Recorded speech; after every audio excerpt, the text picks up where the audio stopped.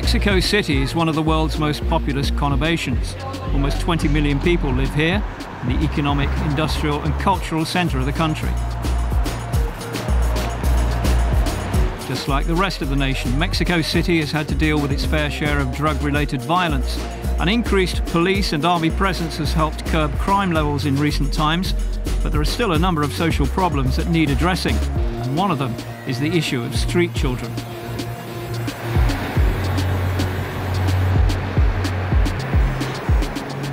There are an estimated 1.9 million underprivileged kids in Mexico City, many of whom live on the street.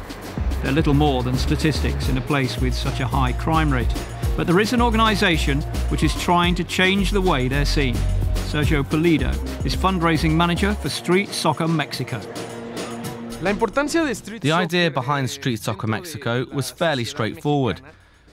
We wanted to make an important difference here, and what better way to do this than to use football. Every Mexican likes football. Every Mexican has a passion for the game.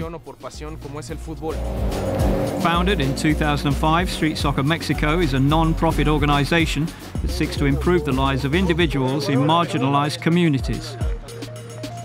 Using football as a catalyst for social change, the programme aims to foster positive experiences and help the participants rebuild an image of dignity and respect for themselves.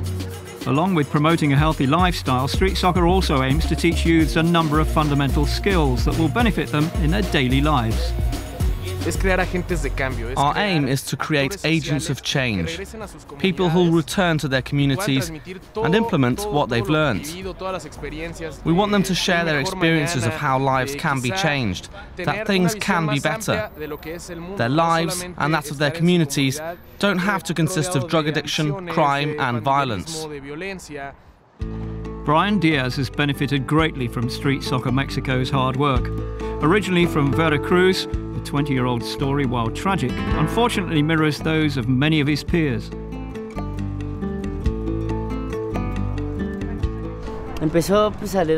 I first started living on the streets when I was 10 years old. I ran away from home because there was a lot of domestic violence in my house.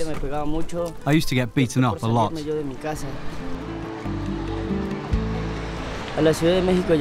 When I came to Mexico City, life was hard, and I developed a strong drug addiction. I used to get high all the time. Drugs were my only release back then. I didn't see the point in playing football or studying, or even finding a steady job.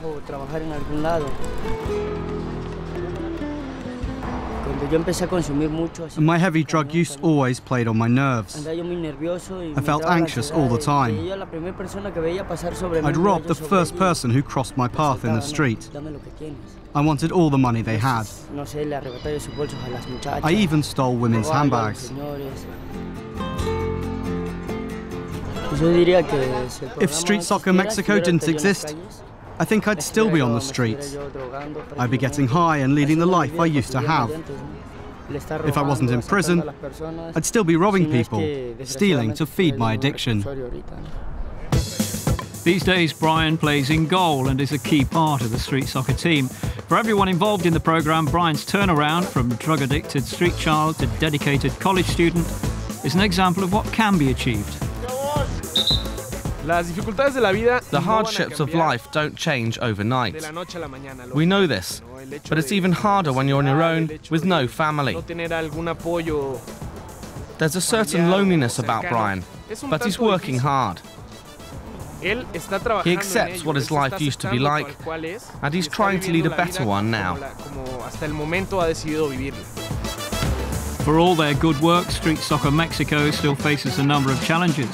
The organisation relies on donations and sponsorship to fund its activities, and building a rapport with these youngsters can be tough. In Mexico, we have a high level of delinquency, and trying to deal with it is quite difficult. But I think the hardest challenge we face is convincing people to trust street soccer. We can hold an event and have a banner that says we want to help, but it's not that simple. These are very broken and closed-off communities. Words only mean so much. For those involved in the programme, giving up their past lives of drugs and violence is the culmination of their efforts. But for Brian, it's not the only goal. What I'd like to do more than anything is to go back home and be welcomed with a hug. I don't want to be told, "We don't want to see you, go away." I want to get back in touch with my family and rebuild some form of relationship with them. I probably wouldn't stay with them, but it would be nice to see them again.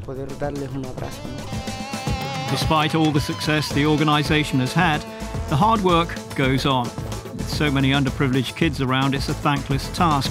But if Street Soccer Mexico can continue to change the lives of people like Brian Diaz, then it would seem there's some light at the end of the tunnel for the children of Mexico City. We're not moulding football players. We just want to create better people. We want to show them there's another way. I think that's very important because then we'll have communities that are more honest, more caring, and free from all the drugs and violence that exists now.